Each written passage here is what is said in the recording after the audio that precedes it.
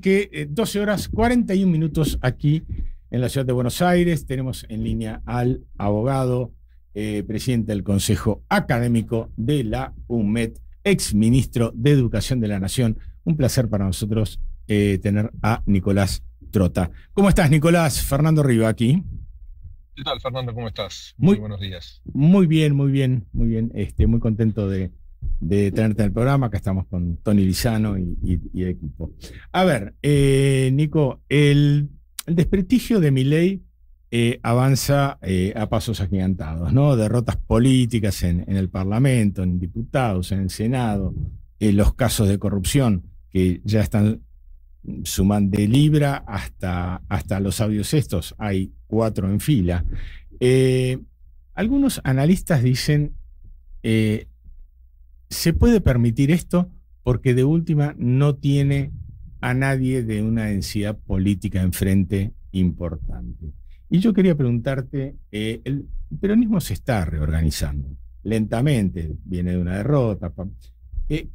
Justamente, ¿cómo están planteando esa reorganización? ¿Cuáles son los objetivos? Me imagino que todo esto es de cara al 2027, ir de a poco formando algo que pueda significar una alternativa para el pueblo argentino, ¿no?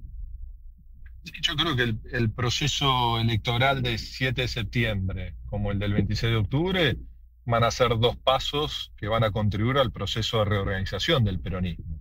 No creo que en ese sentido el desafío de construir un marco de unidad y un peronismo claramente opositor, ¿no? En esta etapa, cuando digo claramente opositor, porque se incluye a todos los gobiernos provinciales, algunos de los cuales en este primer año y medio fueron dubitativos en términos del cuestionamiento de las políticas de Milei, pero hoy asumieron ese compromiso de cara a este proceso electoral, y un compromiso que seguramente van a sostener en los próximos 2 años.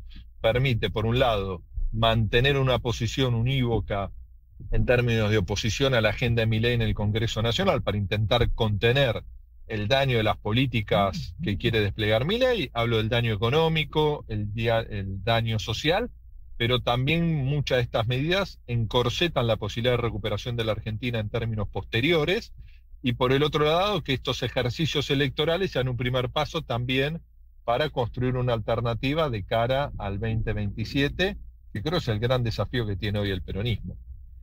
La elección del 7 de septiembre es una elección inédita, ¿no? No, realmente nadie. Yo creo que hay toda una cuestión de ensayo y error de cómo se puede realizar, bueno, y creo que todos vamos a aprender un poco de qué es lo que pase allí. Entiendo que los intendentes y los concejales, me da la impresión por una cuestión de cercanía, que tienen, que son absolutamente importantes en ello. Y bueno, vos sos candidato a diputado nacional, y me gustaría preguntarte cómo estás, cómo ves vos esta elección, que realmente es nueva, es muy distinta para todos. Bueno, va a ser un ejercicio, como vos planteás, distinto a todos los procesos electorales anteriores, ¿no? El hecho que en las 8 secciones electorales vamos a elegir, encabezando el proceso, diputados provinciales o senadores provinciales, más allá de, por supuesto, la elección local, distrital, de concejales a la cabeza. Sí, claro. Entonces creo que ahí vamos a estar frente a un hecho inédito, que es fundamental de cara a el posicionamiento político, no solo de la provincia de Buenos Aires, sino del efecto que este proceso electoral va a tener en todo el país, ¿no? Porque el resultado de septiembre va a ser un marco de influencia directa a todo el proceso electoral en las 23 provincias y la ciudad de Buenos Aires de cara a las elecciones de finales de octubre. Entonces creo que eso es muy importante, y que a partir de lo que ha sido, ¿no?, la situación macroeconómica de las últimas semanas, el hecho que empiezan a florecer las peores consecuencias del modelo económico y social de Milei, pero al mismo tiempo estos hechos que han sacudido la política, ¿no?, la corrupción en el corazón del gobierno de Milei, la corrupción en cabeza de la hermana de Javier Milei, como es Karina Milei, a partir de lo que ha sido el anuncio de estas llamadas que se han transitado y que se han hecho públicas. me parece que es fundamental en ese sentido, ¿no?, que la sociedad se exprese en el mes de septiembre y que tengamos un resultado electoral muy, muy positivo.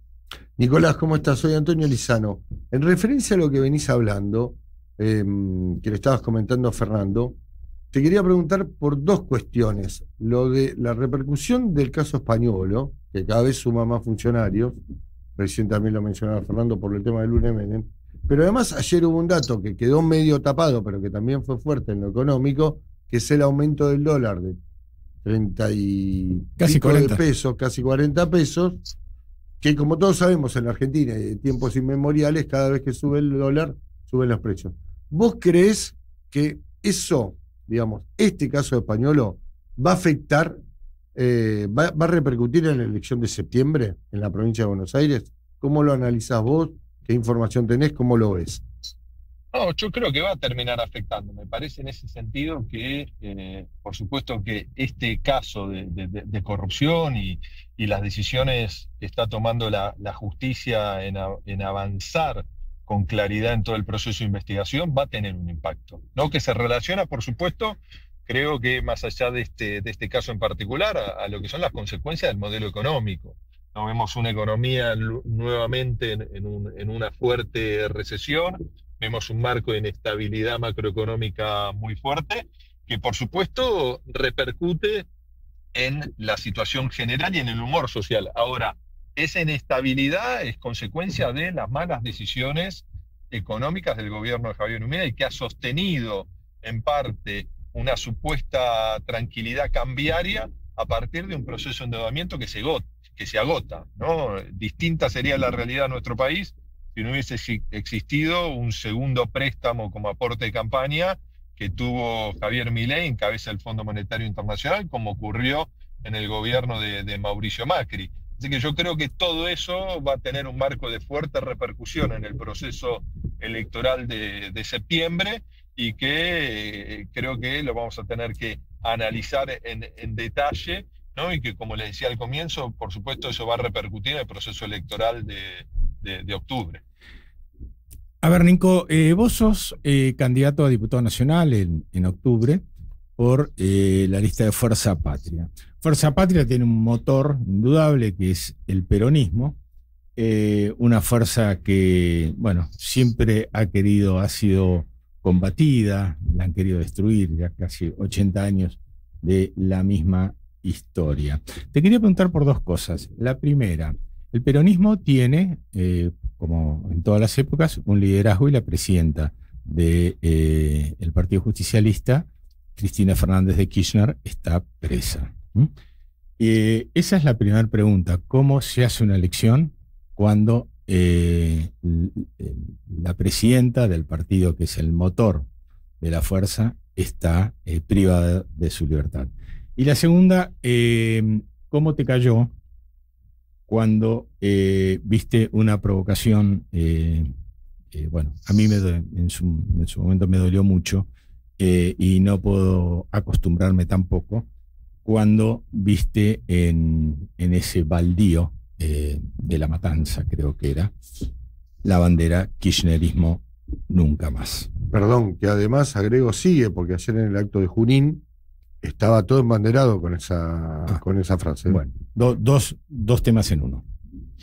Sí, creo que ambos temas están vinculados, ¿no? Yo tengo una mirada clara respecto de lo que es el proceso de persecución y de proscripción de Cristina Kirchner, que no es solo un ataque a la persona, a Cristina en particular, lo que ella representa, sino termina siendo también un ataque frontal al peronismo, en su voluntad de debilitar la alternancia o la alternativa que debe ser el peronismo en un momento de zozobra y de tanta complejidad para toda la sociedad argentina.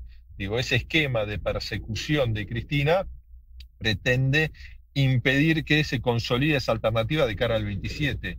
Un peronismo que está atravesado por la proscripción a lo largo de su historia, ¿no? Podemos recordar, por supuesto, los casi 18 años de exilio forzado que tuvo que vivir el general Perón, el fundador de nuestro movimiento. Así que me parece que el proceso electoral que estamos transitando siempre tiene que estar presente la consigna, ¿no? De primero la inocencia de Cristina y la libertad necesaria, no solo de su libertad individual, sino también de lo que debe permitir que ella pueda, en caso de decidirlo, poder ser candidata, ¿no? Que eso también es un punto importante en este proceso electoral, pero principalmente de cara a la elección del 2027.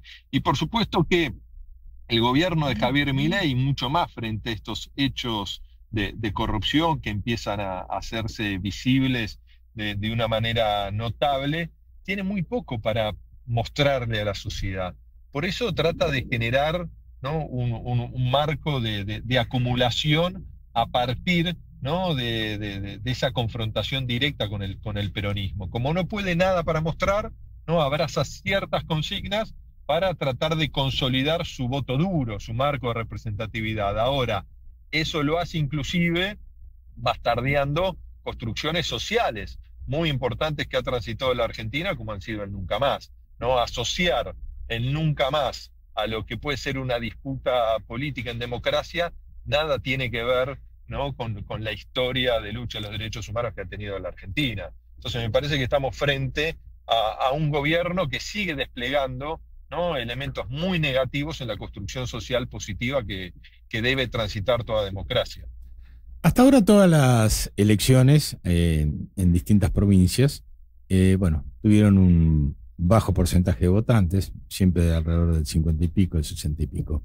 Se calcula, no lo digo yo, digamos, son estimaciones de empresas, algunas muy respetables, que para, no sé si en septiembre, pero sí para octubre, la participación podría llegar a ser incluso aún menor. ¿A qué atribuís la caída de la participación popular en un país donde las elecciones son obligatorias? Yo creo que es un fenómeno, Fernando, global, no solo en la Argentina. Acá sí tenemos el elemento adicional que el voto es obligatorio, ¿no? Y que siempre hemos tenido un nivel de participación más activo en las elecciones que se ponen en juego cargos ejecutivos que en las elecciones de medio término, en las elecciones que son solo legislativas. Y creo que esa baja de la participación es reflejo de un descontento social en términos de la respuesta que la democracia, de su mirada integral, le debe dar a la sociedad, ¿no? Y creo que eso también implica el surgimiento, ¿no? o la emergencia de un presidente como Javier Milei, que es reflejo de lo que yo creo han sido los últimos 8 años previos a la asunción de Javier Milei, porque desde el 2015 hasta el presente, 4 años del gobierno de Cambiemos, 4 años del gobierno de Unión por la Patria o del Frente de Todos, no fueron positivos en términos de mejorar la calidad de vida. Podemos analizar, por supuesto, distintos elementos que llevaron a ese resultado, ¿no? Los 4 años de Macri fueron muy negativos, no solo porque 3 de los 4 fueron de recesión económica y de fuertes retrocesos sociales y en términos de ingresos de las familias argentinas, sino entre otros aspectos porque implicó la llegada nuevamente del Fondo Monetario Internacional y el reperfilamiento de la deuda externa argentina. No solo creció muchísimo a partir del fondo la deuda externa, ¿no? en ese nuevo proceso de timba financiera que abrazó la Argentina en la gestión de Macri, sino que le cambiamos el perfil de deuda a una deuda principalmente en moneda nacional que se extranjerizó y se llevó en dólares. Y ese corsé que dejó el gobierno de Mauricio Macri, el Frente de Todos no tuvo la capacidad de sacárselo de encima, ¿no? Y además estuvo atravesado no solo por sus errores políticos, por el Fondo Monetario Internacional, sino por hechos extraordinarios como fue la pandemia, como fue también esa fuerte sequía, ¿no? que atravesó la Argentina y que tuvo un impacto muy negativo en términos de la producción de dólares y divisas, y después por la aceleración de precios en términos globales por la invasión de Rusia a Ucrania, que por supuesto también tuvo un impacto en Argentina, que ya venía con una inercia inflacionaria muy alta y muy marcada, ¿no? Entonces, esos resultados tan negativos implicaron el surgimiento de un liderazgo como Milei. Y creo que por el desastre que es el gobierno de Milei, muchos argentinos que vieron ahí una expectativa y que estaban enojados con el PRO, con el radicalismo, con Cambiemos, pero también con el peronismo, hoy la manera de expresarse es no ir a votar, ¿no? Porque no se han reconciliado con las expresiones políticas a las que castigaron en la elección del 23, ¿no? Y por eso hoy creo que en esta elección van a quedarse en sus hogares. Y creo que ahí la reflexión debe decir, participen. No siempre uno elige lo que más le gusta, pero tiene que elegir entre la oferta electoral que hay, y eso me parece que debería ser la reflexión social de cara a este proceso electoral. El sábado pasado acudí a la cancha a ver a mi querido Ciclón, y dentro de la publicidad que se ve en la cancha salía, pongámosle un freno a Milei, Fuerza Patria.